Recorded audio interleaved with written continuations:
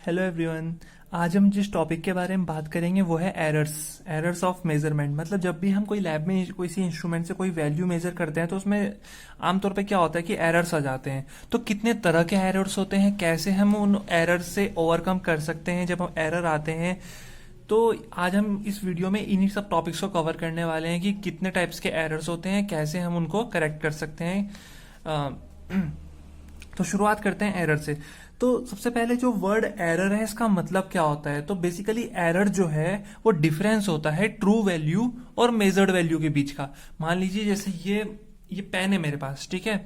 इस पेन की जो एक्चुअल लेंथ है वो है वो हमारे पास है 8.8 सेंटीमीटर। कितनी लेंथ है इसकी? 8.8 सेंटीमीटर। तो इसकी ट्रू वैल्यू कितनी है? 8.8 सेंटीमीटर। लेकिन जब मैं इसको किसी इंस्ट्रूमेंट से मेजर करूंगा तो इसकी लेंथ आई मान लीजिए 8.7 सेंटीमीटर। कितनी आई? 8.7 सेंटीमीटर। तो ट्रू वैल्यू इसकी थी 8.8 सेंटीमीटर, लेकिन इसकी जो मेजर्ड वैल्यू आई वो आई 8.7 सेंटीमीटर। तो यहाँ पे जो 0.1 सेंटीमीटर है वो क्या आ गया? यहाँ पे एरर आ गया। तो एरर क्या होता है? एरर जो होता है वो डिफरेंस होता है ट्रू वैल्यू और मेजर्ड वैल्यू के बीच का। उस चीज की सही वैल्यू कितनी है और हम कितनी मेजर कर रहे हैं, जो गैप होता है इन दोनों चीजों के बीच में, उसी को हम बोलते हैं एरर ऑफ मेजरमेंट। अलग अलग तरह के एरर होते हैं सब। जैसे हम अगर मेन बात करें तो 3 तरह के होते हैं, जैसे सिस्टमैटिक एरर, सेकंड होता है रैंडम एरर एंड थर्ड होता है ग्रॉस एरर। एक एक करके सबके बारे में बात करते हैं। सिस्टमैटिक एरर, अगर हम सिस्टमैटिक एरर के बारे में बात करें तो ये हमारे पास अलग अलग तरह के होते हैं। तो सिस्टमैटिक एरर भी क्या है, फर्दर डिवाइड हो जाते हैं अलग अलग पार्ट्स में। सबसे पहले इसमें आता है इंस्ट्रूमेंटल एरर।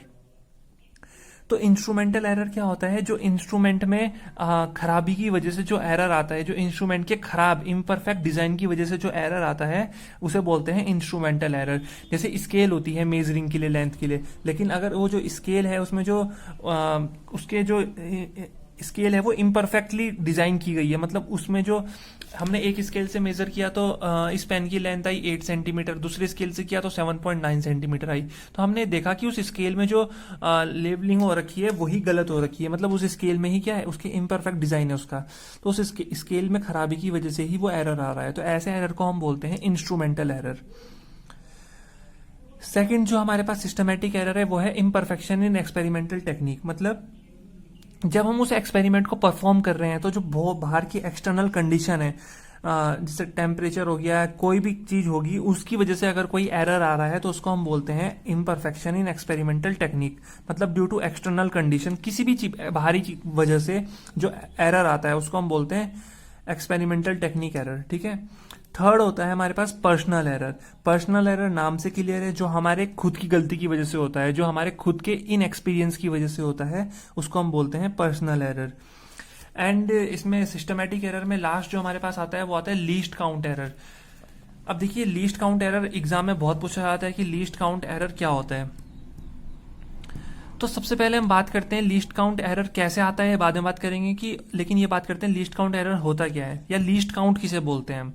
तो लीस्ट काउंट क्या होता है? किसी भी इंस्ट्रूमेंट से जो सबसे स्मॉलेस्ट वैल्यू मेजर हो सकती है ना, उसी को हम बोलते हैं least count of that instrument. जैसे कोई स्केल है, स्केल से मिनिमम वैल्यू कितनी मेजर कर सकते हैं? 0.1 सेंटीमीटर। तो उसी को हम बोलेंगे कि वो लीस्ट काउंट है उस स्केल का। तो the smallest value that can be measured by an measuring instrument is called least count of that instrument. तो ये ध्यान रखना है। लीस्ट काउंट जो एरर आता है वो रिजोल्यूशन की वजह से आता है, और जो इंस्ट्रूमेंट है उसमें रिजोल्यूशन जो है उसमें उसकी गड़बड़ी की वजह से लीस्ट काउंट एरर हमारे पास आता है। तो हमें पता होना चाहिए लीस्ट काउंट क्या होता है। एंड नेक्स्ट जो हमारे पास टाइप ऑफ एरर में आता है वो आता है रैंडम एरर। रैंडम एरर नाम से क्लियर है, ये रैंडमली आ जाता है। तो इसके होने के जो कॉजेज हैं वो अभी तक हमें पता नहीं चल पाते, वो अननोन कॉजेज होते हैं।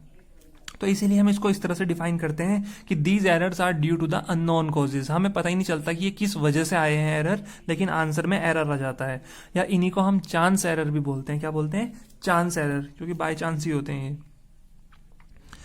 और ये रेगुलरली होते हैं। ये वाली गलती जो होती है रैंडम एरर वाली, वो हर एक्सपेरिमेंट में होती है लगभग, वो रेगुलरली होती है। अब बात यह है कि इसको हम क्योर कैसे करेंगे, इसको हम करेक्ट कैसे करेंगे, ठीक है।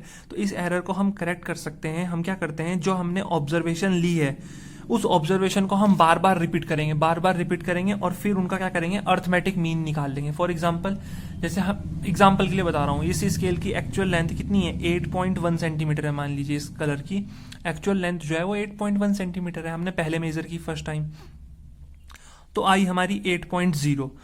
हमने दोबारा मेजर की, आई 8.15, दोबारा मेजर की, आई 8.79, फिर दोबारा मेजर की, आई 8.11। तो एग्जैक्टली 8.1 कभी नहीं आ रही है। तो हम क्या करेंगे, जितनी भी ऑब्जर्वेशन हमने बार बार लिए एक्सपेरिमेंट को बार बार परफॉर्म करके, उन सारी ऑब्जर्वेशंस का हम एक अर्थमेटिक मीन निकाल लेंगे। जो अर्थमेटिक मीन आएगा वही हमारा कहलाएगी एक्चुअल वैल्यू, मेजर्ड वैल्यू। ठीक है, तो अब चलते हैं थर्ड एरर पे। थर्ड एरर है हमारा ग्रॉस एरर। ग्रॉस एरर क्या होता है, ये हमारी केयरलेसनेस की वजह से होता है। ठीक है, कैसी केयरलेसनेस, जैसे हम ऑब्जर्वर हैं तो हमारी केयरलेसनेस की वजह से जो भी एरर होंगे उसको हम बोलते हैं ग्रॉस एरर। अब कैसे होती है केयरलेसनेस, हम क्या करते हैं, हमने इंस्ट्रूमेंट को बिना प्रॉपरली सेट किए ही जो रीडिंग है उसको नोट कर लिया, हमने देखा ही नहीं, या हमने क्या किया, हमने एक्सपेरिमेंट सही परफॉर्म किया बट हमने जो ऑब्जर्वेशन है वो गलत लिख ली बाई अपनी गलती से, या हमने जो ऑब्जर्वेशन रिकॉर्ड की वो गलत कर ली। तो हमारी अपनी केयरलेसनेस की वजह से जो एरर ऑब्टेन होते हैं उसी को हम बोलते हैं ग्रॉस एरर। क्या बोलते हैं, ग्रॉस एरर। या हमने कैलकुलेशन में मिस्टेक की तो उस वजह से भी हमारे पास ग्रॉस एरर आते हैं। तो अब हम बात करते हैं कि हम एब्सोल्यूट एरर को कैसे फाइंड आउट कर सकते हैं। तो एब्सोल्यूट एरर हमारे पास वही होता है कि जो ट्रू वैल्यू और मेजर्ड वैल्यू के बीच में जो डिफरेंस होता है उसी को हम बोलते हैं एब्सोल्यूट एरर। अब मान लीजिए हमने एक एक्सपेरिमेंट परफॉर्म किया, हमने एक रोड ली, जैसे मान लीजिए यही हमने एक रोड ली, हमें इस रोड की एक्चुअल वैल्यू पता है इतनी है, लेकिन हमने क्या किया, इस रोड की लेंथ निकाली। ये फिलहाल कलर नहीं है, पेन नहीं है, सिर्फ एक रोड एज्यूम कर लेंगे इसको। ठीक है, जैसे ही हमने इसको एक रोड एज्यूम किया, हमने इसकी क्या निकाली, लेंथ निकाली। तो एक बार इसकी लेंथ आई मान लीजिए 2.56, एक बार आई 2.54, एक बार आई 2.59, एक बार आई 2.50, एक बार आई 2.39। अब 5-6 बार हमने एक्सपेरिमेंट किया, 5-6 बार क्या आई, अलग अलग वैल्यू आई। तो अब हम कैसे बताएंगे कि इसकी जो ट्रू लेंथ है, जो एवरेज लेंथ है वो कितनी होगी, या फिर इसमें कितना एरर आ रहा होगा। तो हम कैसे निकालते हैं एरर, और कैसे हम एक एवरेज लेंथ निकालते हैं, एक जनरल फॉर्म पढ़ते हैं, फिर हम न्यूमेरिकल करेंगे इसी के बेसिस पे। अभी घबराना मत, अभी हम बिल्कुल इसे 2-3 बार पढ़ेंगे, तो 2-3 बार इसके ऊपर क्वेश्चन करेंगे तो हमें बिल्कुल ये समझ में आ जाएगा अच्छे से। तो जैसे मान लीजिए हमने एक एक्सपेरिमेंट परफॉर्म किया, एक बार A1 रीडिंग आई, एक बार A2 आई, एक बार A3 आई, एक बार AN आई, तो ये n रीडिंग है। तो हम क्या करेंगे, इन रीडिंग्स का एक मीन निकाल लेंगे। तो जैसे ही इन रीडिंग्स का एक मीन आ गया, अब हम क्या करेंगे, हर एक केस में, जब हमने हर एक बार क्या किया, एक्सपेरिमेंट किया, तो हर एक एक्सपेरिमेंट में जो एरर आया हम उसे नोट करेंगे। पहले वाले एक्सपेरिमेंट में एरर कितना आया, mean minus value, measured value. Second absolute error कैसे निकलेगा, mean minus second value. Third absolute error निकलेगा mean minus second third absolute value.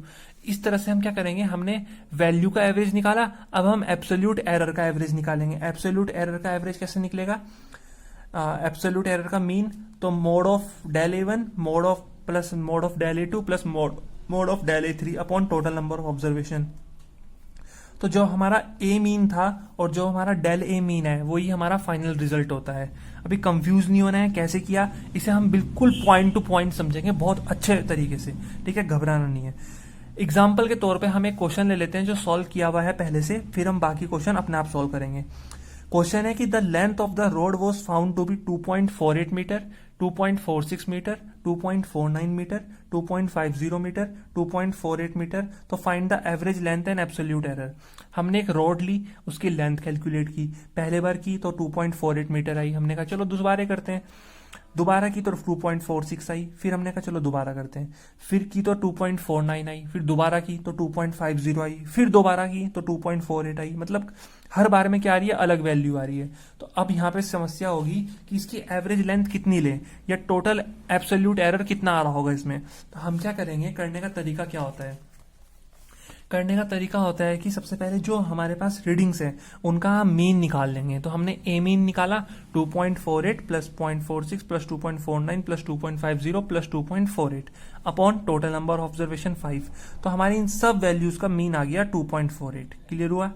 अब हम क्या करेंगे, तो तो हम ये चेक करेंगे कि जब हमने पहली बार एक्सपेरिमेंट परफॉर्म किया और रीडिंग आई थी 2.48, तो उसमें कितना एरर था। तो वो हमने निकालने के लिए डेल A1 निकालने के लिए absolute error in first reading हमने क्या किया, ए मीन माइनस फर्स्ट रीडिंग। तो ए मीन कितना था 2.48 माइनस फर्स्ट रीडिंग कितनी है 2.48, तो एरर कितना था पहली वाली में 0। सेकेंड वाली ऑब्जर्वेशन में एरर निकालते हैं डेल A2, तो ए मीन कितना है 2.48 माइनस सेकेंड ऑब्जर्वेशन क्या है 2.46, तो एरर कितना आया 0.02। ऐसे ही डेल A3 निकालेंगे 2.48 माइनस थर्ड ऑब्जर्वेशन 2.49, तो उसमें थर्ड ऑब्जर्वेशन में कितना एरर आया माइनस 0.01 का एरर आया। ऐसे ही फोर्थ ऑब्जर्वेशन में एरर इतना आया और फिफ्थ ऑब्जर्वेशन में एरर इतना आया। अब हमने क्या देखा, जैसे हमारी वैल्यू अलग अलग आ रही थी ऐसे ही हमारे एरर भी अलग अलग आ रहे। अब हम क्या माने कि कितना एरर आया, एक मीन एरर कैसे निकाले, तो जितने भी एरर्स आए हर बारी में हम इनका भी मीन निकाल लेंगे। तो हमने इनका मीन निकाला कि mode of 0 plus mode of 0.02 plus mode of minus 0.01 plus mode of minus 0.02 plus mode of 0 upon 5। तो जो मीन एब्सोल्यूट एरर आया वो आया 0.01। तो जो हमारा फाइनल रिजल्ट होता है उसे हम लिखते हैं फाइनल रिजल्ट ए बराबर del A mean plus del A mean, ये होता है हमारा फाइनल रिजल्ट। ठीक है, तो ए बराबर ए मीन कितना आया था 2.48 प्लस डेल ए मीन कितना आया 0.01, तो ये हमारी जो है एवरेज लेंथ है फाइनल रिजल्ट। तो इस तरह से हम जो है वो फाइनल रिजल्ट निकालते हैं। क्लियर हुआ? अभी हम क्वेश्चन करेंगे इनके ऊपर, अभी घबराना नहीं है बिल्कुल भी, अभी हम क्वेश्चन करेंगे। चलिए, एब्सोल्यूट एरर निकालना हमने सीख लिया। अब हम बात करते हैं रिलेटिव एरर की।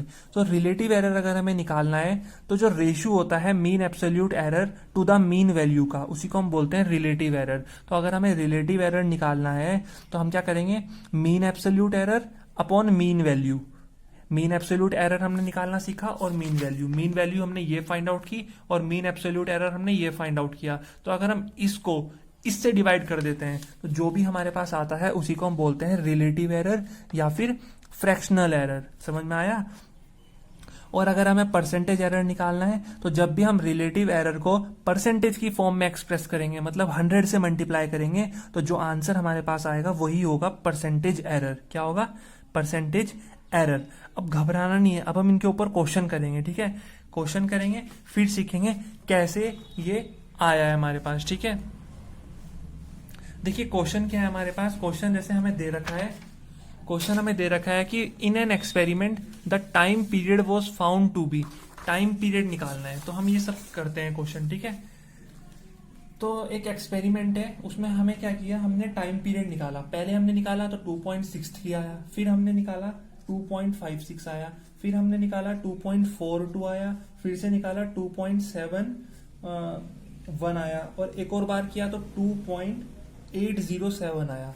तो हमें क्या करना है, हमें इस क्वेश्चन में सारी वैल्यूज निकालनी है। हमें मीन वैल्यू भी निकालनी है, हमें एब्सोल्यूट वैल्यू भी निकालनी है, हमें मीन एब्सोल्यूट एरर भी निकालना है, हमें रिलेटिव एरर भी निकालना है, परसेंटेज एरर भी निकालना है और इस रिजल्ट को एक प्रॉपर फॉर्म में एक्सप्रेस भी करना है। तो शुरुआत करते हैं हम सबसे पहले मीन वैल्यू निकालेंगे। तो मीन वैल्यू निकालने के लिए यहाँ पे हम ए पार्ट, ये हमारी मीन वैल्यू, तो मीन वैल्यू फाइंड आउट करेंगे। तो मीन वैल्यू के लिए क्या करेंगे, 2.63 प्लस 2.56 प्लस 2.42, समझ में आ रहा है ना, 2.71 प्लस 2.807। इसको हम डिवाइड कर देंगे किससे, इसको हम डिवाइड कर देंगे 5 से, क्योंकि टोटल 5 वैल्यू है। तो ये रिजल्ट मैं लिख देता हूं यहाँ पे कितना आएगा, आप इसे सॉल्व करके देख सकते हो, 2.62 ही आएगा ये। ठीक है, तो हमने पहला पार्ट अपना सॉल्व कर लिया। एक जो ऑब्स्टेकल था, एक जो माइलस्टोन था वो हमने कंप्लीट कर लिया, मीन वैल्यू निकालने वाला। अब हम आते हैं अपने सेकंड क्वेश्चन की तरफ। सेकंड पार्ट में पूछ रखा है एब्सोल्यूट वैल्यू निकालो, एब्सोल्यूट एरर निकालो हर एक ऑब्जर्वेशन में। इसमें कितना एरर आया, इसमें कितना एरर आया, इसमें कितना एरर आया। तो अब हम निकालते हैं एब्सोल्यूट एरर। ठीक है, एब्सोल्यूट एरर निकालते हैं। तो ये लिखा मैंने यहाँ पे एब्सोल्यूट एरर, एब्सोल्यूट एरर। अब एब्सोल्यूट एरर निकालते हैं डेल A1 में। डेल A1 में निकालेंगे तो क्या होगी, आंसर क्या होगा, ए मीन माइनस A1। तो ये हो जाएगा 2.62 माइनस 2.63। तो आंसर कितना आएगा हमारे पास, ये आंसर हमारे पास आ जाएगा कितना, माइनस का 0.01। ऐसे ही हम क्या करेंगे, डेल ए टू निकालेंगे, डेल ए टू हमारे पास हो जाएगा 2.62 माइनस 2.56, तो ये हमारे पास आ जाएगा ये हमारे पास 2.56 है ना, ये हमारे पास आ जाएगा कितना, 2.62 में से 2.56 गए तो 0.06 आ जाएगा ये, ठीक है। अब हम ऐसे निकालेंगे डेल ए थ्री, तो ये हो जाएगा 2.62 माइनस 2.42, तो ये हमारे पास आ जाएगा 0.2। ऐसे ही अगर हम डेल ए थ्री निकालें तो डेल ए थ्री आ जाएगा 2.62 माइनस 2.71, ये आ जाएगा माइनस का 0.09। और ऐसे ही अगर हम डेल ए फोर निकालें तो ये हमारे पास आ जाएगा 2.62 माइनस 2.807, तो ये हमारे पास आ जाएगा माइनस का 0.62, और ये आ जाएगा हमारे पास कितना, 18 आ जाएगा लगभग, ठीक है। तो अब हमने एब्सोल्यूट एरर निकाला हर एक केस में, और थर्ड पार्ट में हमसे पूछ रखा है मीन एब्सोल्यूट एरर। क्या पूछ रखा है, मीन एब्सोल्यूट एरर। देखिए सब समझेंगे हम, बहुत पूरी कहानी समझेंगे अच्छे से। मीन एब्सोल्यूट एरर के लिए हम क्या करेंगे, इन सबको जो जितने भी मीन एरर निकले इन सबका मीन निकालेंगे, जितने भी एब्सोल्यूट एरर निकले हर एक ऑब्जर्वेशन में इनका मीन निकालेंगे। तो ये जाएगा mode of minus 0.01 plus mode of 0.06 plus mode of 0.2 plus mode of 0.09 plus mode of minus का 0.18, और डिवाइड किससे करेंगे इनको, हम इनको डिवाइड करेंगे 5 से। किससे डिवाइड करेंगे, 5 से। तो ये हमारा जो आंसर आएगा ना, ये मैं यहाँ पे लिख देता हूँ, लगभग कितना आएगा ये 7, 8, 9, 18, 18, 32, और इसे 5 से डिवाइड कर, ये लगभग 0.11 हमारे पास आंसर आ जाएगा, ठीक है। कितना आंसर आ जाएगा, 0.11 हमारे पास आंसर आ जाएगा लगभग। तो ये हमारे पास डेल ए बार हमारे पास आ गया कि 0.11। कैलकुलेशन में थोड़ी मिस्टेक हो सकती है, तो आप लोग इसे चेक कर लेना कि कैलकुलेशन में कहीं मिस्टेक तो नहीं है, अदरवाइज करना इसी तरीके से है, ठीक है। तो मीन एब्सोल्यूट एरर हमने निकाल लिया। अब हमें निकालना है रिलेटिव एरर। तो रिलेटिव एरर कैसे निकलता है, ये हमने लिखा रिलेटिव एरर, ठीक है। रिलेटिव एरर निकलता है मीन एब्सोल्यूट एरर को अगर हम ए मीन से डिवाइड कर दें। तो मीन एब्सोल्यूट एरर कितना है, 0.11, और ए मीन कितना है, 2.62। इसको डिवाइड करेंगे तो ये लगभग हमें एक बार वैल्यू लिख देता हूँ, अप्रोक्स में 0.0419 आएगी। तो इसे हम लिख सकते हैं 0.042 राउंड ऑफ करके। तो ये हमारा आया मीन एब्सोल्यूट एरर। और हमसे पूछ रखा है अगले में परसेंटेज एरर। तो परसेंटेज एरर क्या होता है, इसी को अगर हम 100 से मल्टीप्लाई कर दें तो यही हमारा क्या होता है, परसेंटेज एरर। तो कितना एरर आया, 4.2% जो था वो इसमें एरर था। क्लियर हुआ। और इसको एक प्रॉपर फॉर्म में एक्सप्रेस करना था, तो हम इसको लिखेंगे करेक्ट फॉर्म, या प्रॉपर फॉर्म जो है वो क्या हो जाएगी। प्रॉपर फॉर्म लिखने का तरीका होता है a mean plus mean absolute error. तो ए मीन कितना है, 2.62 प्लस माइनस, सॉरी ये प्लस माइनस, और मीन एब्सोल्यूट एरर कितना है, 0.11। तो ये हमारा आंसर आ गया। तो इस तरह से हमें सारे क्वेश्चन करने हैं। क्वेश्चन में क्या होगा, क्वेश्चन में हमें बहुत सारे ऑब्जर्वेशन गिवन होंगी। हमें क्वेश्चन में ये सब पूछ सकते हैं, मीन वैल्यू, तो हम सबको मीन निकाल लेंगे। अगर हमें बोलेंगे हर एक ऑब्जर्वेशन में बताओ कितना एब्सोल्यूट एरर निकला, तो हर एक मीन में से हर एक ऑब्जर्वेशन को माइनस करेंगे, जो आंसर आएगा वही हमारी हर एक ऑब्जर्वेशन का एरर था। फिर बोलेंगे इन एब्सोल्यूट एरर का मीन निकाल दो, तो मोड लगा के मीन निकाल देना है। पूछेंगे रिलेटिव एरर, तो रिलेटिव एरर क्या होता है, mean absolute error upon mean value, ये आ गया रिलेटिव एरर। परसेंटेज एरर पूछेंगे, रिलेटिव एरर को 100 से मल्टीप्लाई कर देना है, वो हमारा परसेंटेज एरर हो जाएगा। करेक्ट फॉर्म में लिखना है तो ए बार प्लस माइनस, मतलब mean value plus minus mean absolute error. तो ये हमारी करेक्ट फॉर्म होती है, ट्रू फॉर्म होती है।